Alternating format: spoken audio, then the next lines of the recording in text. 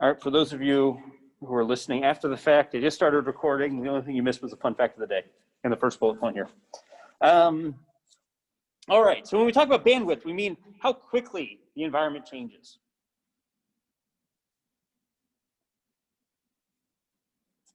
All right, so I'll show you an example in just a second of an office. How quickly do things in that office change? Familiarity means how often or how long a person has experienced that environment. So you're really familiar with it. Have you been in that same office for years, or is it a brand new office?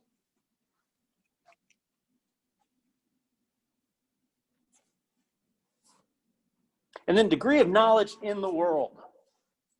So to what extent does the information you have guide behavior as indicated by features in that environment?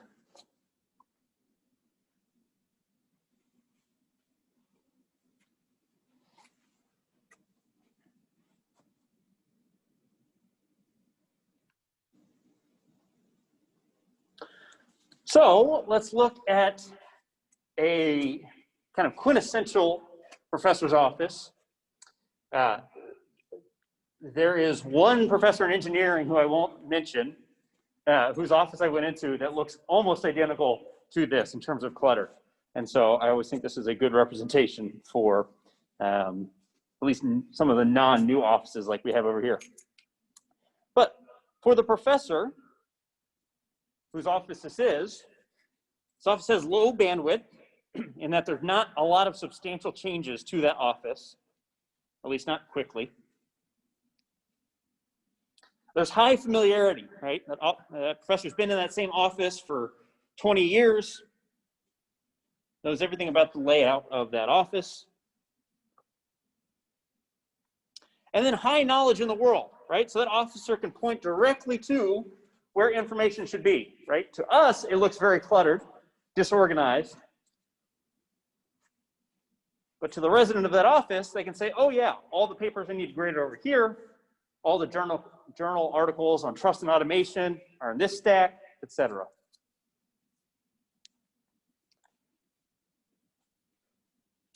Right, so growing up, if you ever had the conversation with your parents say, how do you ever find anything in this room? Your response is probably something smart aleck, like I know exactly where everything is, but that's true, right? You've got high knowledge in the world. You know where you put everything. And so it is kind of an ordered chaos for you compared to somebody from the outside.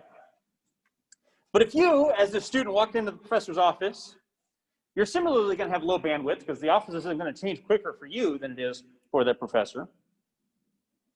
But the difference is you have low familiarity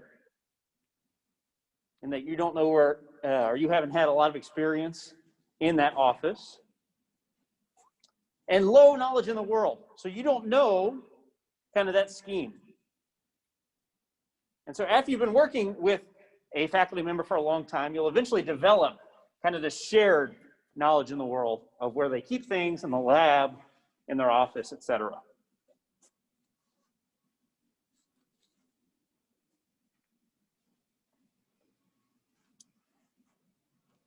And so you can start thinking about how you would apply this information when you walk in to any sort of business that you're working with.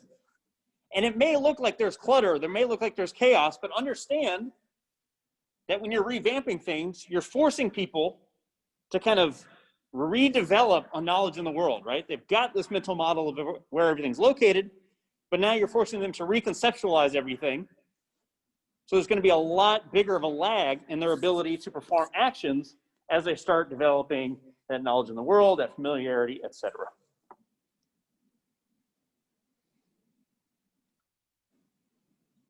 And so when we talk about cognition itself,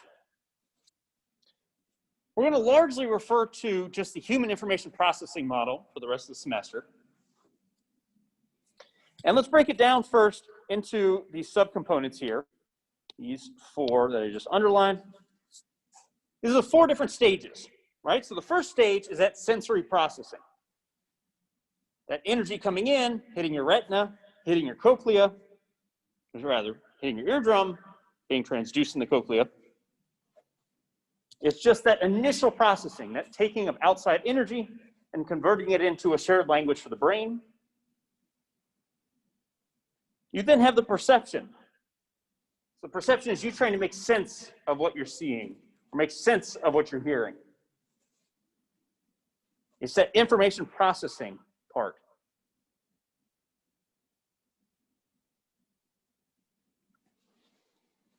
That perception then informs your response selection. Right? So what action are you going to perform? And you don't have to think about these as large actions, just on a day-to-day basis. Are you going to be looking in a certain direction? Are you going to be engaging with a smile, etc.? And then the response execution. So once you've made the decision to perform that action, you're actually executing that action. You're performing that action. We then incorporate a feedback mechanism, right, by which people can learn, okay, maybe that wasn't the appropriate response. Also, it allows non-ballistic actions to continuously be updated. Right? So when I say ballistic, I mean you can't stop it from when you start it. So you throw a baseball, that's a ballistic action. Once you release the baseball, there's no way you can stop that baseball. A non-ballistic action would be one wherein I'm just walking around an environment. I decide to go down this aisle, and then in the midst of that, I decide, nope, actually, I'm going to come back this way. So having that feedback loop allows you to update as you go along.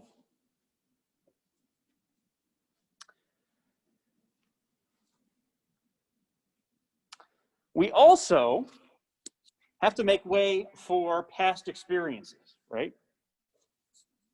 So when we think about working memory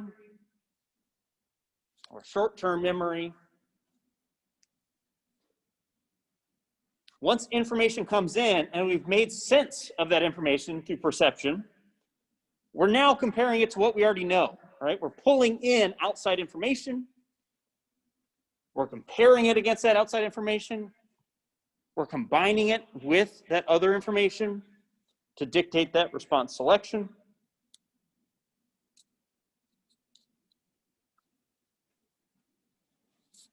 Working memory pulls directly from long-term memory. So when we say long-term memory, we mean anything beyond about 30 seconds. Right? So people like to think short-term memory is in days or weeks. We call that long-term memory still.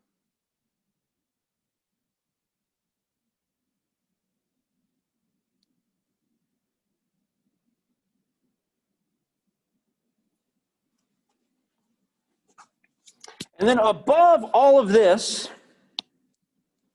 is this pool of attentional resources.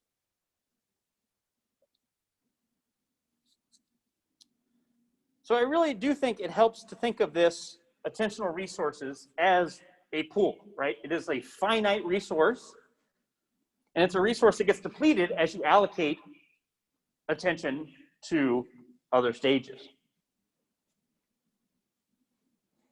Right? So your attention can be devoted to that perception, to retrieving things from memory, to working memory, what's going on in your head. So if you're daydreaming right now, your attention is focused on what's going on in your head rather than necessarily the perception of what I'm saying. You can similarly devote it to decision response selection, response execution. But the important part about this is that it is, in fact, a finite resource.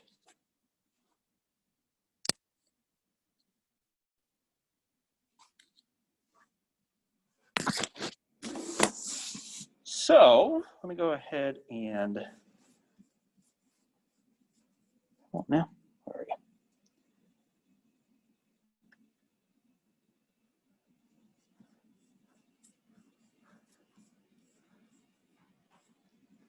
There we go. There we go.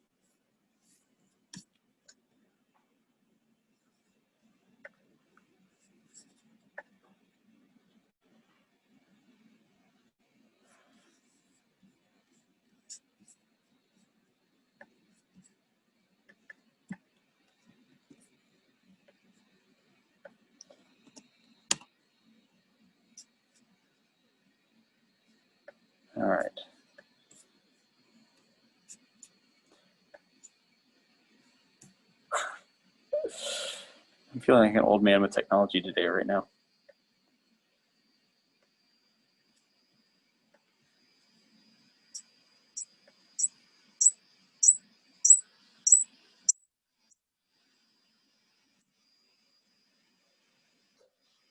Go ahead and count how many times. Not doing that. Here we go. They're passing the ball. Players in white are passing the ball.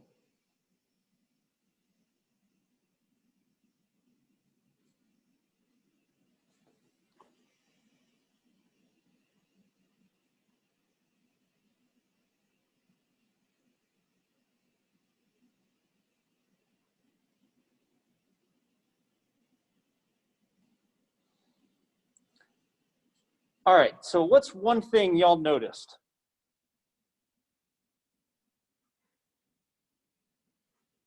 Oh, you can't see the screen? All right, we're gonna do it again here.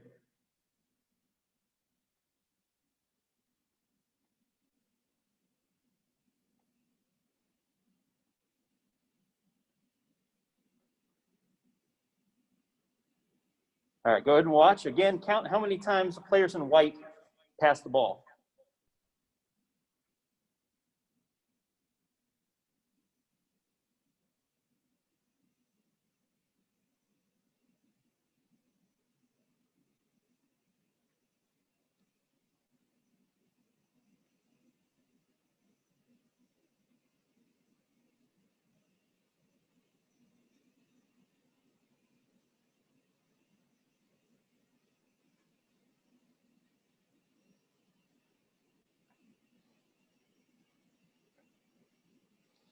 All right, so what's something that y'all noticed from that video?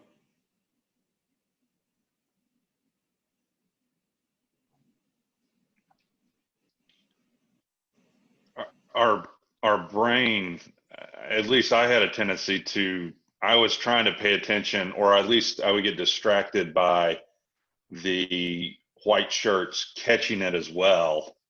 And so I was struggling between trying to count the pass while also kind of ignoring the catch. Okay. Did you notice anything unusual about the video there, Dennis? Other than it was blue screen. You didn't notice the gorilla that walked in the middle of it? Oh, no. Yeah, that's a Penn and Teller trick, man. That's magic. Yeah. So, if y'all didn't notice, a gorilla walks into screen right there, replaces one of the players in the black shirt, beats its chest, and walks off. Now, if you've seen this video before, did you notice the other things that changed? So, the background there changes from red to yellow. Let's see. And then you additionally had one player in black just completely leave the game altogether. All right, so I like this because even if you've seen this before, chances are you're focusing on the gorilla and not noticing the fact that the entire background changes color in there. So again, we can think about this in terms of those finite attentional resources. Get this back up. Cool. So yeah, if we're thinking about attention as a very finite resource, it would make sense that as we start putting more attention on the perception side, crap, that's not gonna work, on that perception aspect of it, rather than perhaps some other aspect of watching that video, we're devoting a whole bunch of attentional resources to just counting the number of times that ball was passed by the players in white. And so, if you've never seen this before, about half of the people miss the gorilla. And if you have seen it before, you're devoting so much attentional resource and so much effort to noticing the gorilla when it walks in, so you don't seem like the fool, that you fail to notice the background shifting colors all together. And so again, when we think about this attentional resource, you have to think about this as a very finite aspect, where you devote attention to one thing, you're taking away the ability to process other information. Right? So I think we've already talked in this class about the issues with cell phones and driving. Right? So there's kind of this misperception that the real issue is that you're occupying your hand. That's not the case. And we can even think, obviously, that's not the case, because nobody in here drives continuously with two hands. Right? You should be, but you're not. And so when we think about what are the things that are contributing to the dangers of cell phones and driving, it's a function of that mental allocation, the allocation of those attentional resources to the conversation you're having rather than to the road. And that demonstration, that monkey business illusion, has real-world implications. If you think about talking on the phone, you're less likely to see things that are changing in your environment. You're less likely to see that kid chasing the ball out into the road or the various signs. If y'all are like me, I'm sure at some point when talking on the phone, you've done something horrifyingly dangerous, like completely running a stop sign and not realizing it until you've already blown through it and people are honking at you. But again, it's because you're devoting so much of that finite resource to what you're doing that you're not good at picking up on your environmental cues. This gets back to the whole, if y'all have ever watched Parks and Rec, Ron Swanson has a quote of, what is it? Don't half-ass two things, whole-ass one thing, right? And it's true. Unless something is an automatic process, like chewing gum and walking, you can't do more than one thing at a time, right? Your attentional resources are so limited that you can focus on one thing, but you can't focus on two things simultaneously. So anybody who tells you they're a good multitasker is either doing things that are so trivially easy that it doesn't really matter, or has a misguided sense of self, because nobody can multitask. You can task switch, but you can't multitask.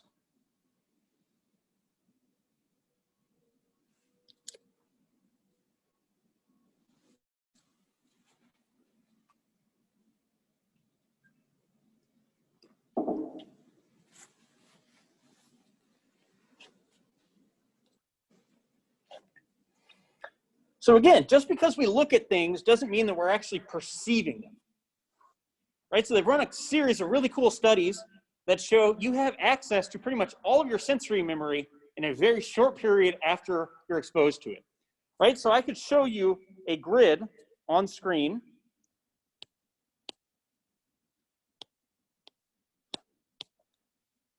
And put different numbers in each one of these grids and flash it up for a fraction of a second. And if I waited and asked you, okay, what number was in this, you wouldn't be able to tell me. But if right after I flash it up, I take it away, and now I make this square bright to indicate, pay attention to what's there, you can remember it. You can remember about 100% of what we're asking you after the fact, after we've cued you to it. So a whole bunch of information is coming in, hitting your retinas like the gorilla, where you're not devoting the mental resources to actually perceiving what you're seeing. And so that transition, when we look back to the human information processing model, you get that sensory processing, things come in and hit the retina, but if you're not devoting attentional resources, here, that information doesn't get converted to perception. You don't actually, quote unquote, see it, right? You don't perceive it.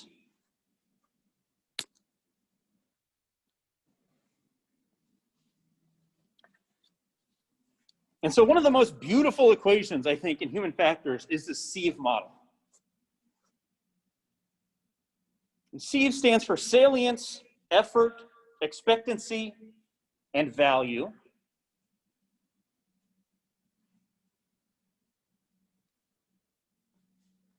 And all it's predicting is your probability of attending to information.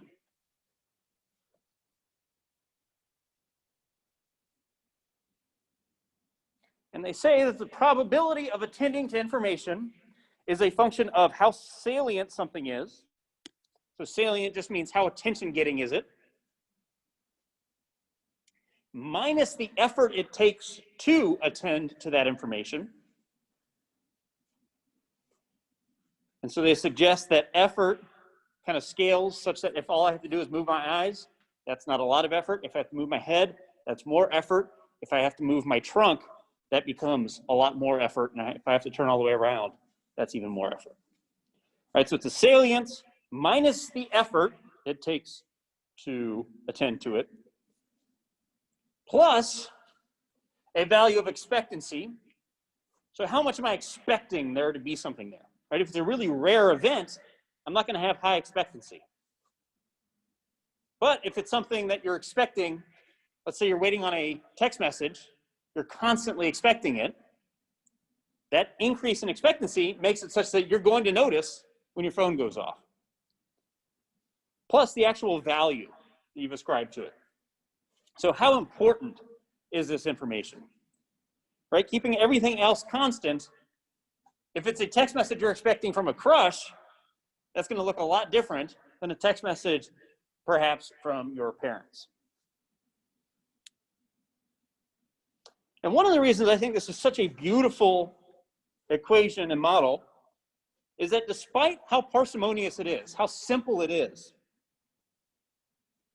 when you actually run this in the real world, this equation, by putting these variables in there, has a model fit of over 0.9, right? So over 80% of the variance in people's noticing can be explained with just these 4 variables.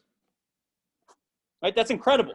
That's great when we start thinking about information displays, alarm displays.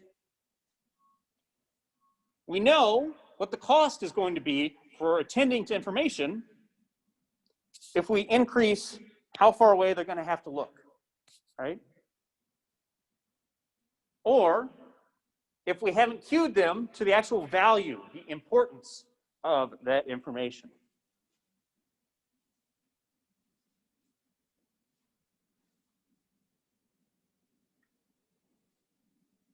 I would definitely familiarize yourself with this equation. Hint, hint.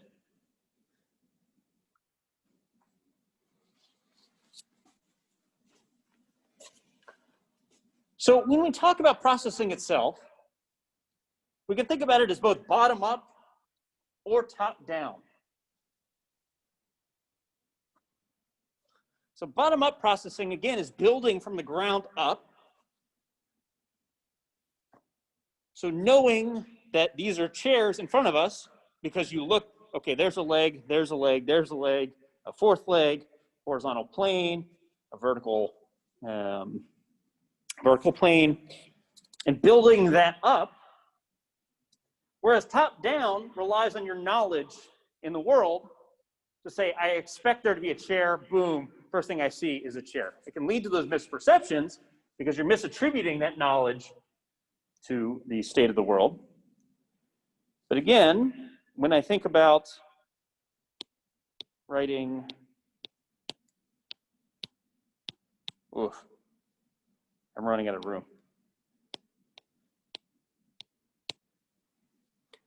Right? If you're using bottom-up processing here, you would perceive that to be the same as that letter. But because you're using that information, that top-down processing, you're able to read this as the cat, right? Because you're using the context of the C and the T, or the T and the E, to provide information about what you're perceiving here in the middle.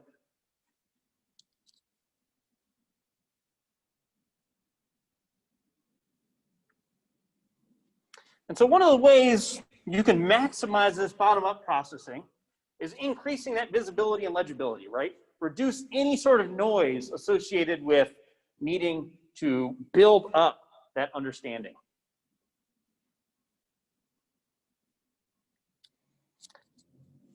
And this maximization of bottom-up processing is really important for novices, right? Experts are really good at this top-down, but bottom-up is incredibly important as people learn the system or the setup.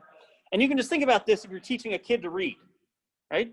When you're teaching the kids to read, you go through letter by letter, right? Sometimes even shape by shape to build that letter, right? That's a T, that's an H, that's an E. What sound do each of those make? What's that word? What does that word mean?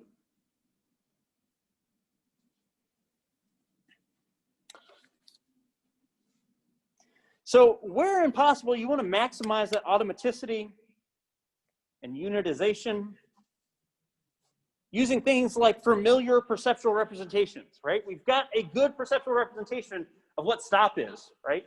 Red, stop. We're relying on that top-down contextual information to make it really easy to engage in an environment. You also want to be using familiar fonts, lowercase text. So don't put everything in all capitals. That's just what that means. Meaningful icons and words rather than abbreviations, right? You want to make it as easy as possible, especially if it's an alarm, which is going to be a high-stress environment, for somebody to come in and say, okay, building everything up in the way I need to in this environment, can I make sense of what's going on?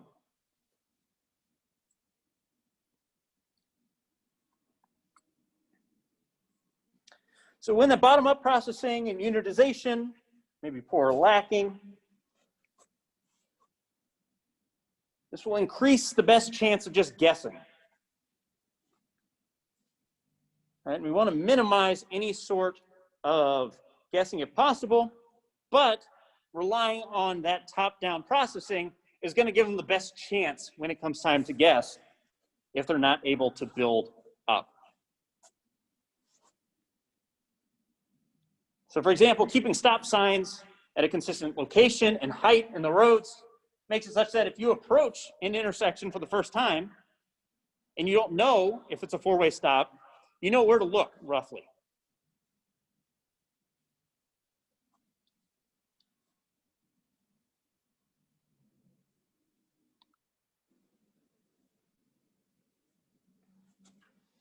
Some more guidelines for design.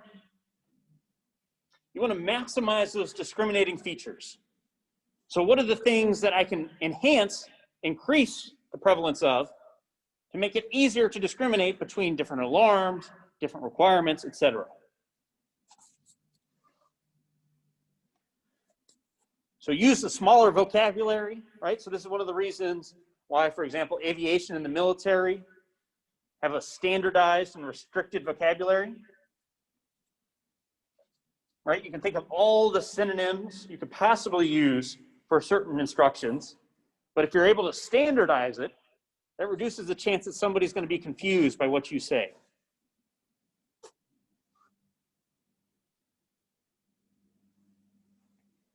You also want to create context.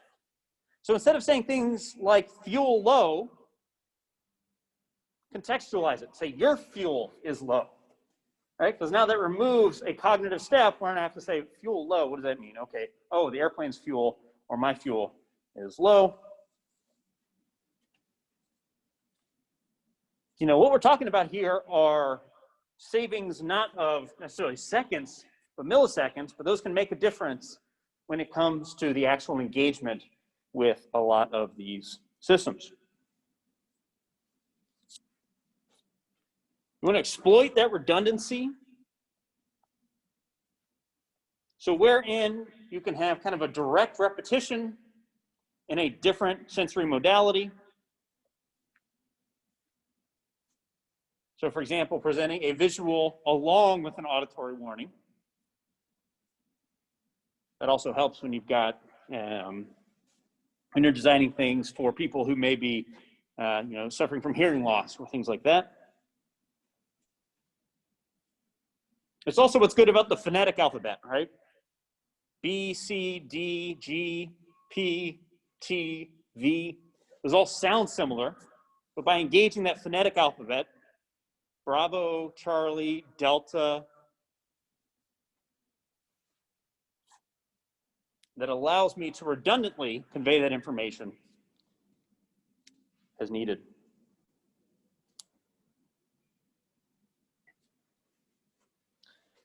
And again, you have to think about what are the expectations of the user. So wherein an alarm or display may result in the perception of something kind of unusual, you need to provide supporting evidence of particularly salient cues.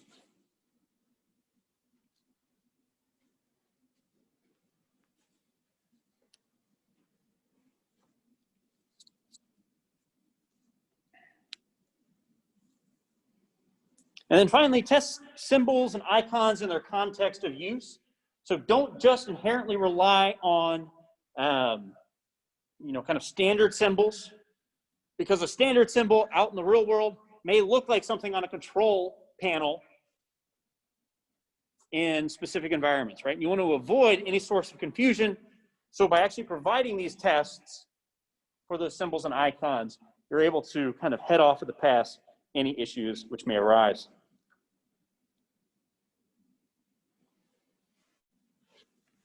So the downside of these principles is that they're enhancing the accuracy of response, but frequently at the expense of essentially how fast or how efficient you are in your response. Now you can think about it as a trade-off. I mean, to some degree, having systems that allow you to not create that extra mental calculation of what does it mean fuel low to contextualize it will save some time. But it's also requiring extra time for me to read that extra word in there, right? Or that extra context. Or evaluate that redundant information.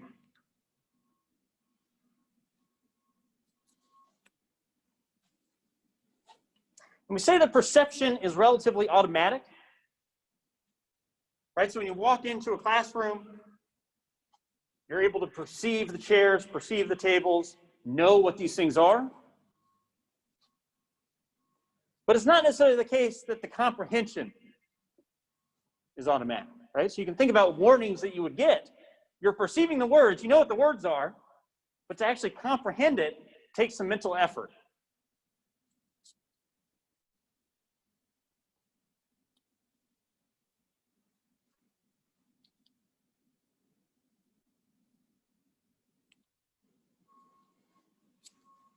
And so it's kind of a good standardization for when to try to maximize top-down processing versus bottom-up.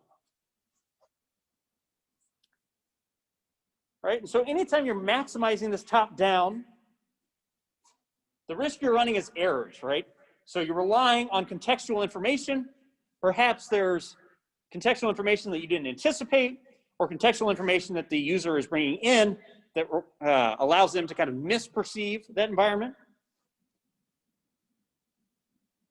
Whereas with bottom up, it's going to be a really slow process, right? You're requiring them to build everything up from the ground up. And so if the task you're performing, the task your users are performing, is a frequent task, i.e. they do it a whole bunch, you can usually focus on maximizing that top down, right? Because with that practice comes kind of the avoidance of potential errors associated with not knowing what's going on. If it's infrequent, on the other hand, you may be better off relying on some of that bottom up. So they haven't forgotten what the information they need is.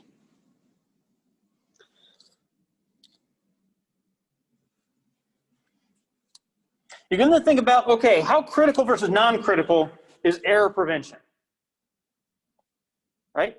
If the user committing an error isn't really all that bad, nobody's going to die if the user commits an error, you could try and maximize that top down once again.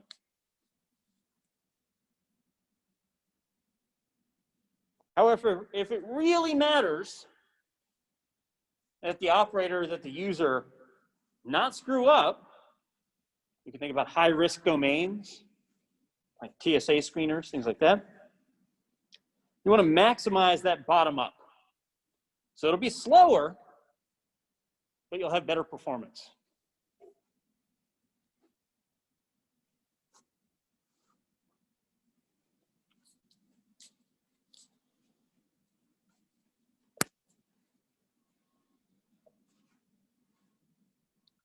All right, I've got a lot of slides today, so we're going to skip this, but think about it offline here. In terms of Steve model, outline where your attention is most likely devoted at most times throughout your day and why. Maybe you can pick a specific example.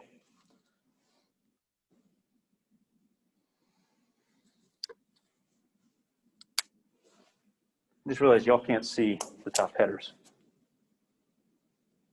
Bring this down. Maybe.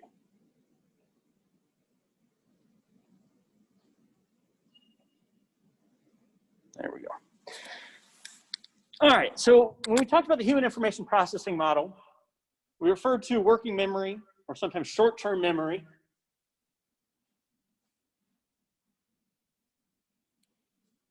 And things that are in working memory are, relatively transient, right? Things that don't hang out a long time in working memory just as a function of working memory.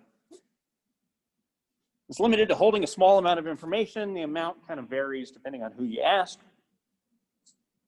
So this is where you may have heard that whole 7 plus or minus 2. It's now kind of thought it's 5 plus or minus 2.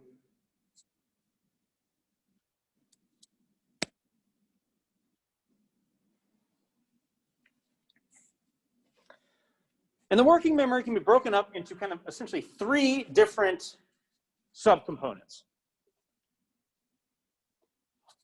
Visual spatial sketchpad, I always struggle with that. Visual spatial sketchpad, there we go. Holds information kind of analogous to mental rotation, right?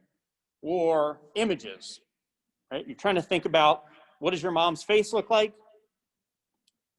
You pulling that out of long-term memory is now hanging out in that visual spatial sketchpad.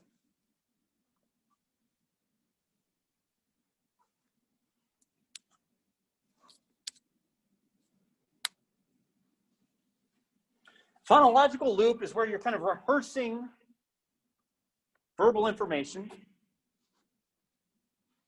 And you're rehearsing it in kind of a natural acoustic way. So when you're trying to remember somebody's name, your brain is essentially saying it over and over again without you actually producing the sounds. That's why if you're trying to remember something, like a phone number, somebody else saying other things or talking to you while you're doing that makes it almost impossible to remember it if you start paying attention to what they say, because now you're kicking out that information out of your phonological loop and replacing it with other information. This is also why when you're studying, you shouldn't listen to music with words to it, because you're screwing with your phonological loop when it comes to the actual processing of semantic information. And then you have your episodic buffer,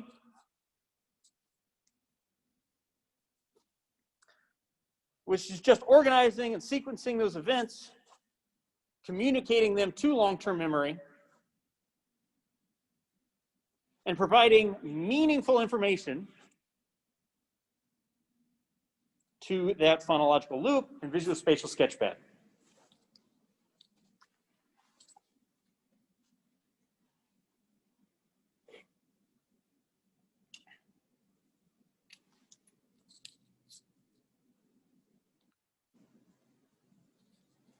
So like I said, working memory is inherently limited, right? Just as a function of what it is, it can hold a certain amount of information at any given time.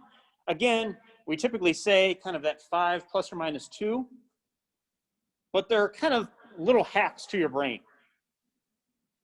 And one of them is including chunks, and we'll talk about chunking in just a minute. But it's also inherently limited by time, right? And so when you think about you're introduced to somebody, you get their name. If you don't continuously rehearse their name, it leaves your working memory and doesn't get converted into that long-term memory. All right, so just because you've given access to information doesn't mean it's now converted into long-term memory. It takes that effortful and attentional approach to actually rehearsing that information to then put it into the long-term memory. Do I talk about chunking here? Yes, just a second. I think these slides are out of order.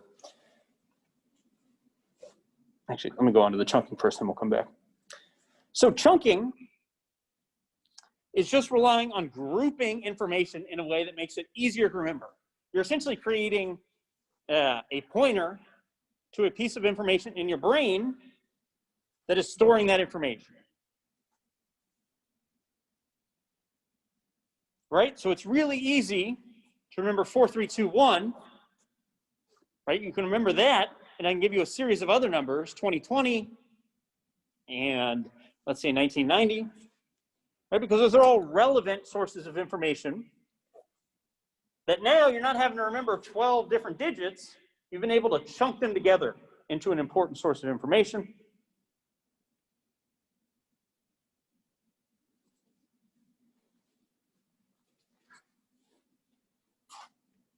And because we're such language-oriented creatures, we tend to give kind of preference to letters over numbers when it comes to chunking.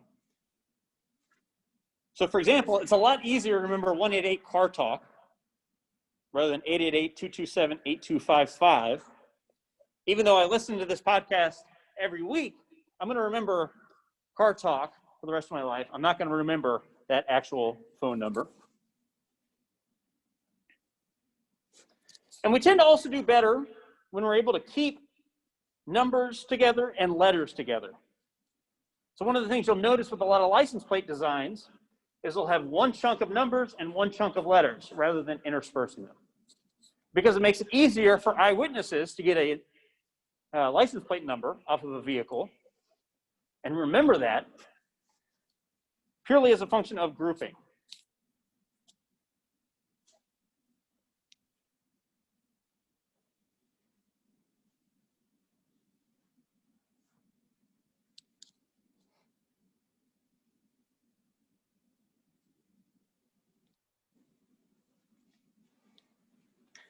And so how can we apply memory to these different design principles? Right, so you want to minimize working memory load, obviously. You want to prevent people from having to try and keep a whole bunch of things in their mind at any given time because of the inherent limit of space, but also the time associated with working memory limitations. Where possible, you want to provide visual echoes, right? So you are representing that information visually in addition to any of the auditory information, right? Because now I can offload the attention that it takes to remember what's going on auditorily by just looking at what's going on visually.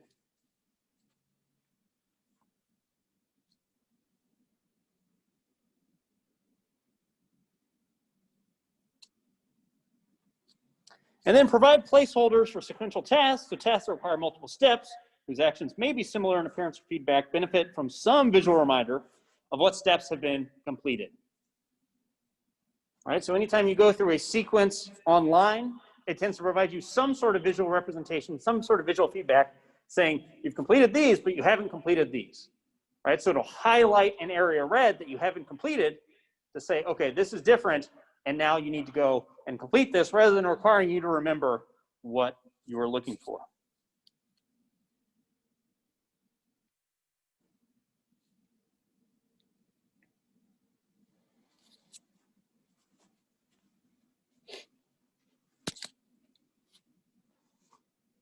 So where impossible, again, minimize confusability. So it's a lot easier to remember the distinction between 3 and 2 than it is to remember A5433 and A5432.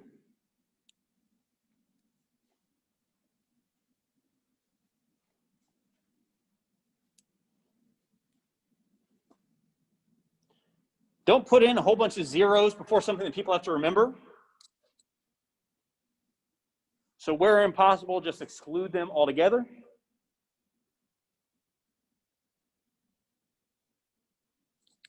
You also want to ensure that the instructions you give are congruent with the actual action that has to be performed. So for example, it's better to say do A and then do X and Y than it is to say before doing X and Y, do A.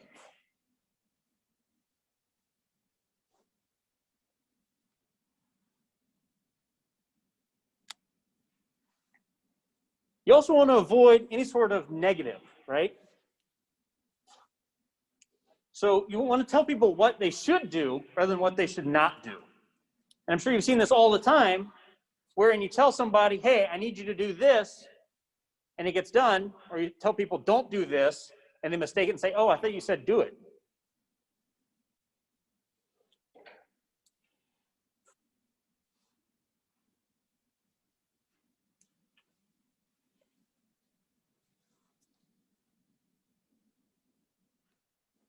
So another critical thinking when you get home. Think of some good examples in your everyday life that adhere to working memory design principles that we just talked about.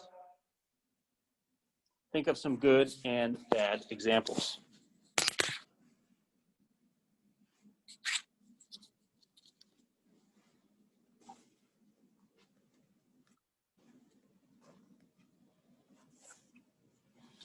So long-term memory, again, is referring to anything older than 30 seconds or a minute old.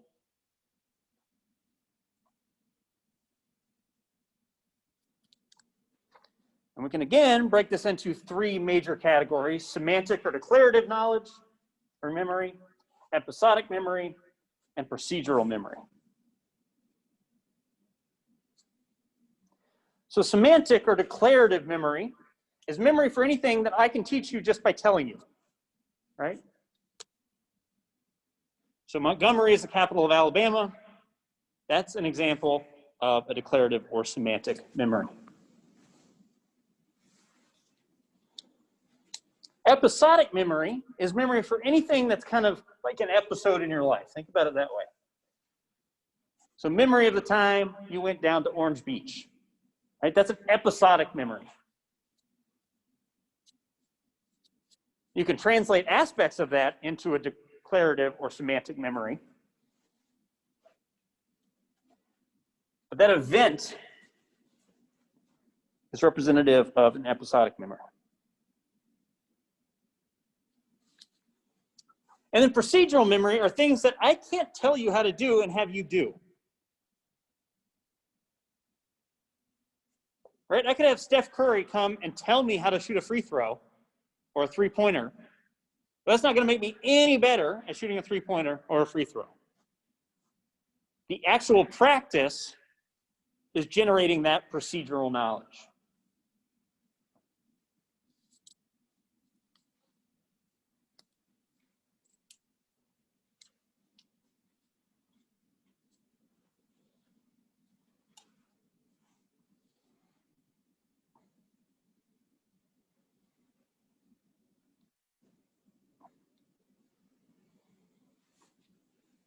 And the unfortunate truth is our memory is inherently fallible.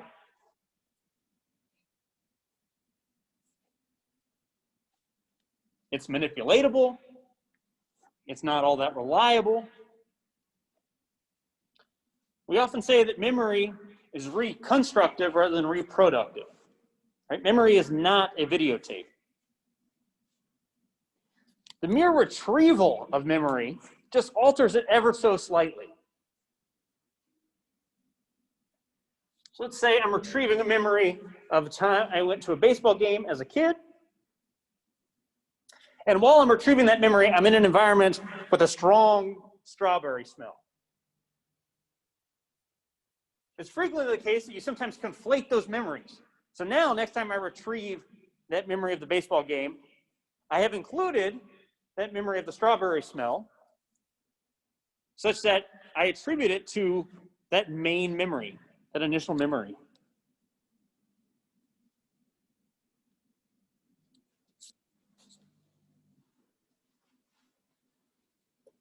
It's also the case that when you store memory, if you're not actively or frequently reaccessing that memory, it tends to degrade the memory. Right? Think back to some friends you had back in grade school. You retrieved their names a whole bunch back then. You stored it in long-term memory. But now that you haven't actually had to pull that information out, that memory starts to degrade with time.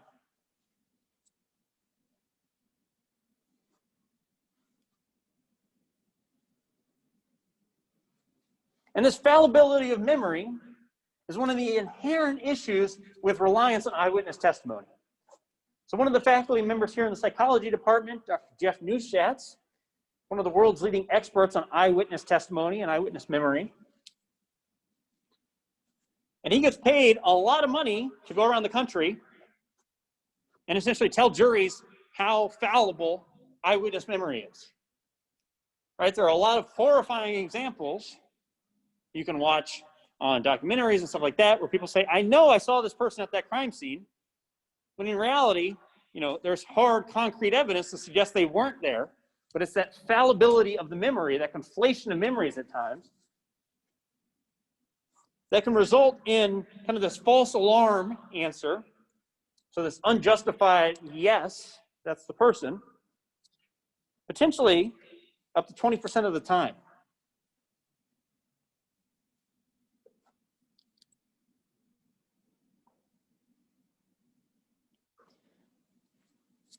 And here's the perverse thing.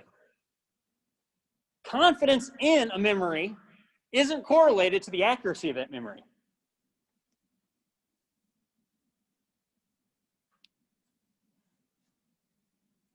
One of my favorite things to do in arguments is when people say, no, I remember, I know that's what happened. You can say, well, that's not correlated with accuracy, right? That has no bearing on accuracy. And it usually pisses people off to say that, but it's true, right? I don't give a crap about your confidence. That's not indicative of accuracy here.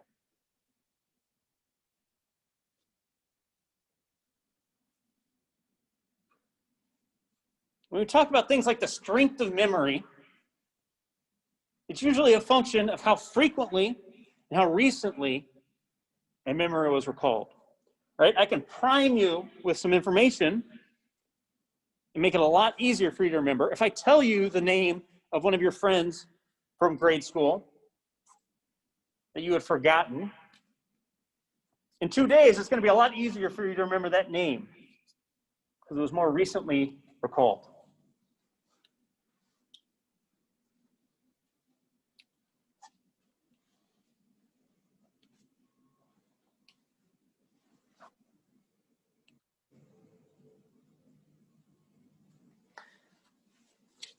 So here are some principles for design based off of long-term memory, right? Encourage regular use of information to increase that frequency and recency, right? Reintroduce that information.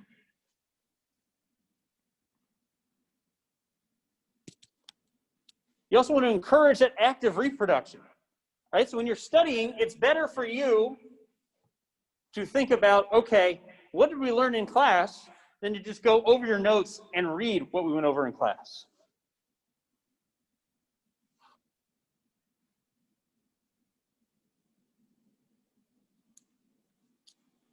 Again, where possible, standardize. So now you're requiring memory of just what that symbol means, or this equipment, etc. So they're not having to go and retrieve memories of many different things. Also increases the frequency with which they're retrieving that information. And then the use of memory aids. So sometimes just a simple list of procedures can make a big difference, right? So even with pilots who have flown hundreds of times, they'll still have that checklist to prevent them from missing anything on those flight procedures.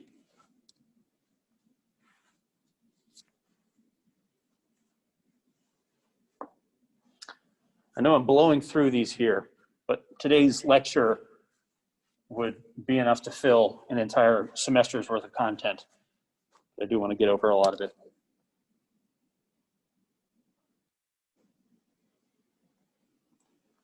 So design information to actually be remembered. Make it meaningful to that individual and semantically associated with the other information.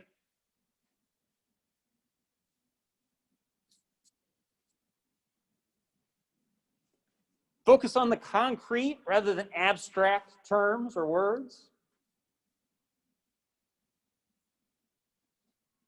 Make sure that any of the concepts and information you're presenting are truly distinctive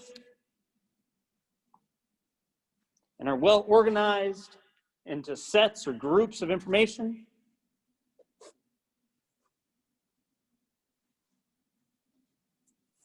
enhance the likelihood that somebody's able to guess if they don't know based off of other information, right? Leveraging that top-down process.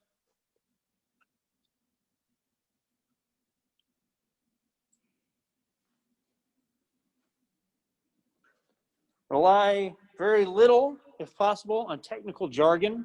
Put it in plain text, plain English.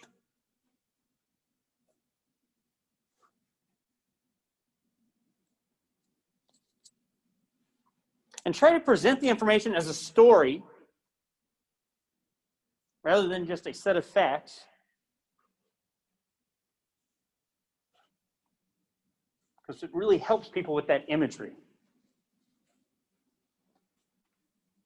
You know, there's just a whole pervasive idea that some people are visual learners, some people are auditory learners. And while it's true that there are slight differences in how good somebody is at being an auditory learner, there's really no validated evidence to suggest that people are anything other than visual learners, right? So if you can incorporate that imagery, people will be much better off.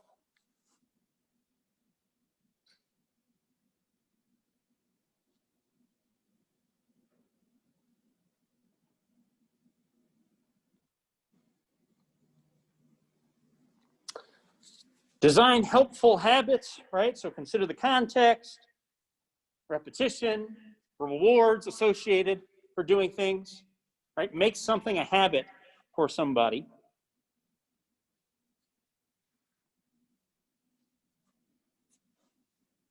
And then the operation of some system should be visible and transparent, right? So I, as a user, can look in and see what's going on to better understand the process and the state that we are in.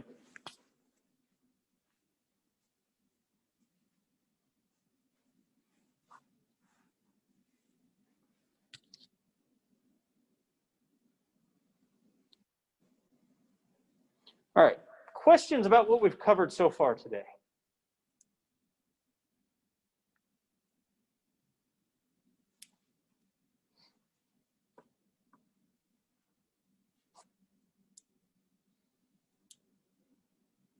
Cool.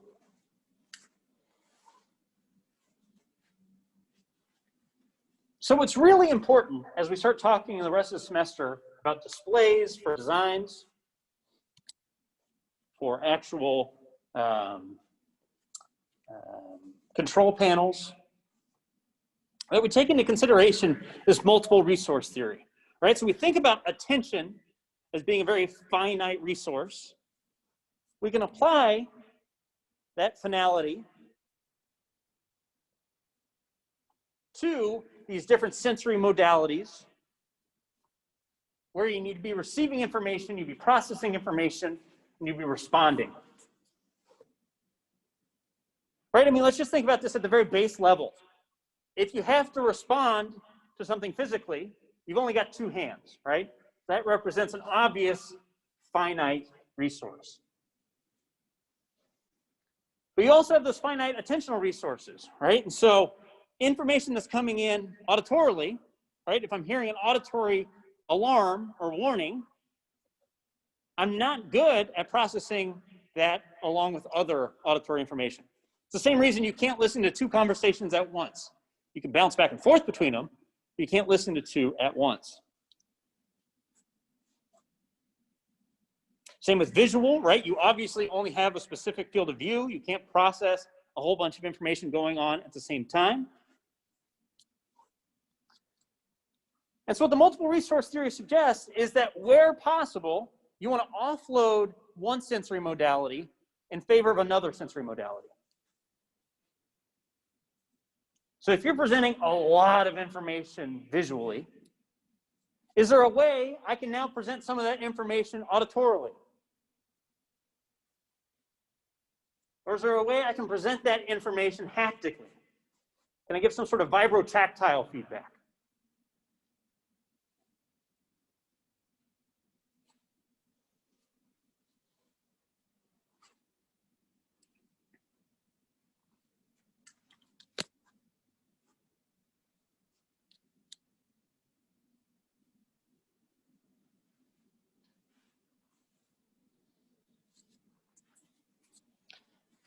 And so I said, nobody can really multitask, but you can task switch.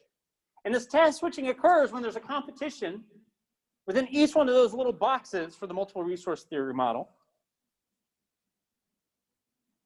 You're bouncing between the conversations.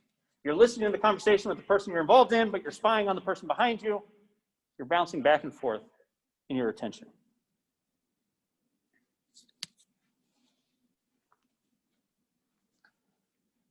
And this task switching can either be voluntary, right? So I can decide that I want to listen to the conversation going on behind me.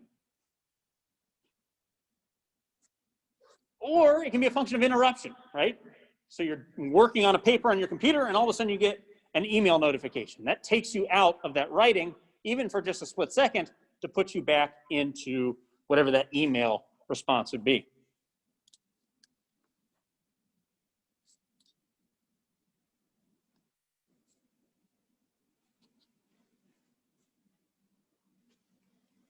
Right, so in the same way we have that sieve model to predict somebody's attention or the probability that they'll attend, we can predict how attractive a new task will be for somebody to actually switch to that based off the salience, priority, interest, difficulty. So if somebody already has a high workload, they're doing a lot of things at once, they're going to want to switch to an easier task. And then also time on task. So the longer you've been working on a task, or the more boring that task is, the more likely you are to switch.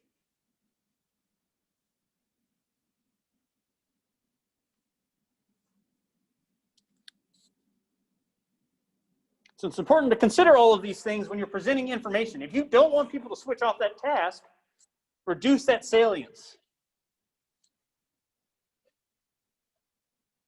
Right? Make it so they can go access that information later, but turn off the notifications on your phone so it doesn't grab your attention and pull you out of it. Right? There's a whole body of research talking about the flow state, right? It's where you get in this kind of working where you lose track of time and everything around you.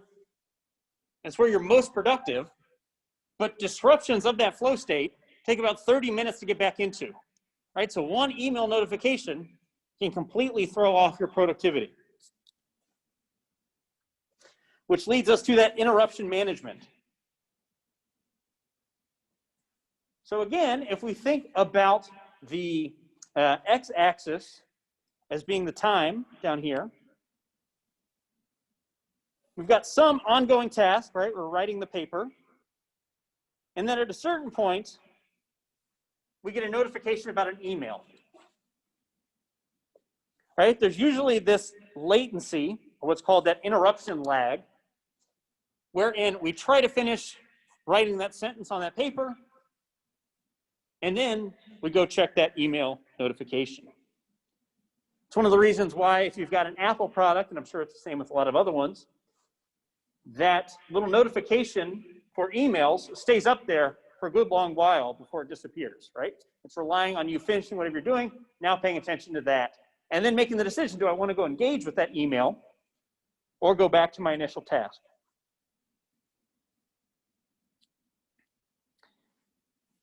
But again, the problem is you can switch, but there's a cost to that switching, right? So you've got this lag in here, wherein it takes you a little while to ramp back up to what you were doing or that actual performance you had before that interruption. Right? This is why a lot of people talk about the benefits of turning off all other notifications when you're reading or when you're writing or things like that.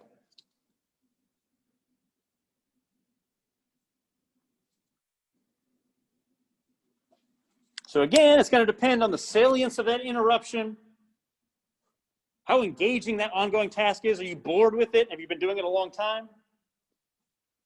And if that interrupting task arrives at kind of a full stop. Right? So you finish a chapter, you're taking a breath, and then boom, that task comes up. You're more likely to switch to that interrupting task than you would be if you're in the middle of writing.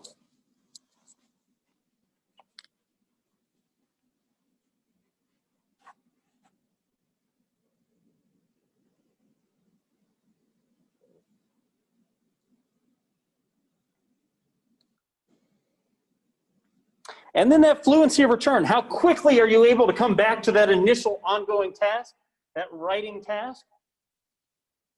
Depends on, did the length and attention resources demand of that interrupting task cause memory of goals and the material used in that ongoing task to decay, right? Do you forget what you were trying to say in that paragraph that you were writing?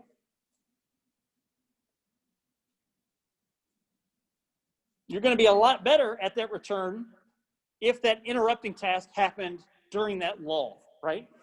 After you've already finished one paragraph before you start the other. It's also incredibly disruptive if the ongoing task is requiring you to keep a whole bunch of things in working memory, right? You're performing a math equation, having to keep in mind, okay, what am I carrying? What am I doing here?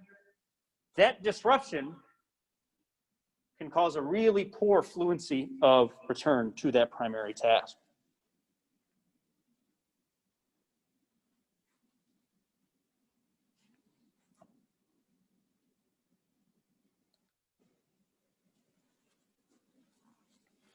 So what can you do to kind of mitigate any of these consequences associated with an interrupting task? Well, you can postpone an interruption until it's obvious that the user is in a place where it's not going to be disruptive to interrupt them, right? If they're in the middle of click-clacking on their type or on their keyboard, don't present them with a notification. Wait until they're done.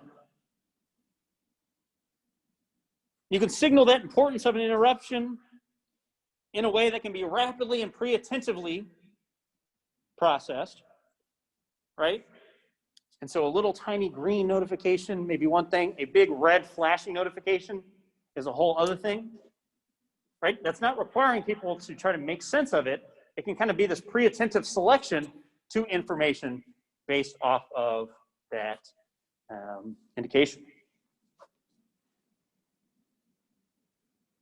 You can also teach strategies for responding to that interrupting task, which can be effective. So for example, rehearsing the ongoing task, putting a placeholder on the ongoing task, right? Putting your finger down where you're reading.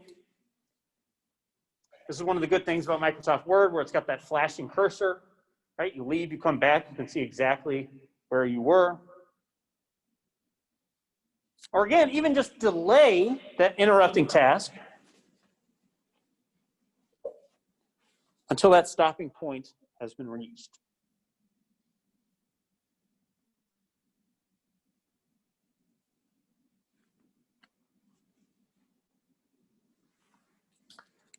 All right, we covered a whole bunch of stuff today.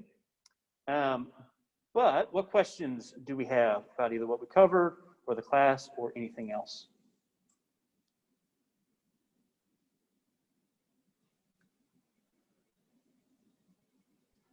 I guess I have one. So the next class will cover chapter 7, and then on Thursday, do we meet, or is that just going to be allotted time for the test?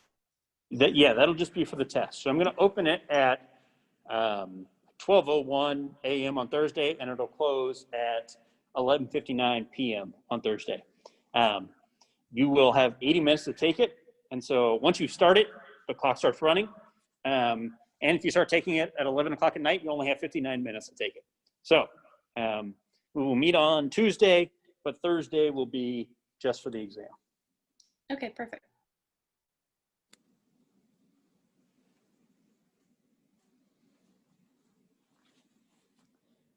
Other questions? I don't really have a question, but just to kind of help me wrap my brain around some of the concepts you've gone over, I think something like Grammarly or like the intuitive spell check is kind of a good example of where it's bridging that gap in the kind of gray area where it allows you to really, when you're writing, not to lose your flow, but it does notify you when you misspelled a word or whatever, and you can actually go and switch to that task of correcting it right there. And so that at least to me in my mind is a good example of something that kind of bridges that gap. Yeah, absolutely. It provides a little subtle indication that you can notice, but isn't going to be entirely disruptive. And you can actually kind of select it out totally if you're not willing to pay attention to it at this point. Yeah, that's great. All right, well, I'll hang around if y'all have any more questions. Otherwise, have an awesome weekend, and I will see you on Tuesday.